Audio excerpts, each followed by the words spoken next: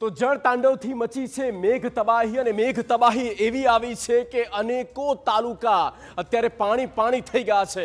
જ્યારે રાજ્યમાં રાહ જોવાઈ રહી હોય કે ક્યારે થાય સારો વરસાદ અને વરસાદ થતો નથી પણ જ્યારે થાય છે તો જબરદસ્ત પ્રહાર કરે છે અને આ પ્રચંડ પ્રહાર ક્યાં કરવામાં આવ્યો છેલ્લા 12 કલાકમાં ક્યાં જોરદાર મેઘ કહેર સાબિત થઈ છે એની વિગતો અમે આપને આપવા જઈ રહ્યા છીએ।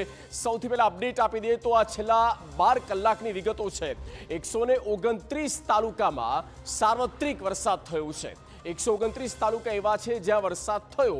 વલસાડના ઉમરગામમાં સૌથી વધારે 11.26 ઇંચ વરસાદ થયો છે। ઉમરગામ તાલુકો જબરદસ્ત પાણી છે। વલસાડ શહેરની વાત કરીએ તો 9.84 ઇંચ, ખેરગામમાં 8.9 ઇંચ સુધી વરસાદ પડી ચૂક્યો છે। પારડી, વલસાડના પારડી તાલુકામાં 8.7 ઇંચ અને સુરતના પલસાણામાં પણ 6.1 ઇંચ વરસાદ થયો છે। આ વખતે સુરતનું પલસાણા અને ત્યારબાદ કપરાડામાં 6.2, ગણદેવીમાં નવસારીના ગણદેવીમાં 5.83 ઇંચ, નવસારીના ચીખલી તાલુકામાં 5.75 ઇંચ વરસાદ થયો છે।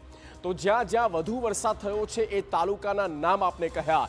11 તાલુકા એવા છે જ્યાં 5 ઇંચથી પણ વધુ વરસાદ પડી ચૂક્યો છે। એટલે 5 ઇંચથી વધારે વરસાદ જે અતિ ભારે કહેવાય। 21 તાલુકા એવા છે જ્યાં 3 ઇંચથી વધુ વરસાદ થયો છે, એટલે કે સામાન્યથી મધ્યમ વરસાદ થયો છે। એ એવા કુલ 11 તાલુકા રહ્યા અને 43 તાલુકામાં જ્યાં 1 ઇંચથી વધુ વરસાદ થયો એવા 43 તાલુકા છે જ્યાં નોંધપાત્ર વરસાદ એટલે કે છૂટો છવાયો તો ક્યાંક સારા પ્રમાણમાં વરસાદ થયો એવા કુલ 43 તાલુકા નોંધાયા છે।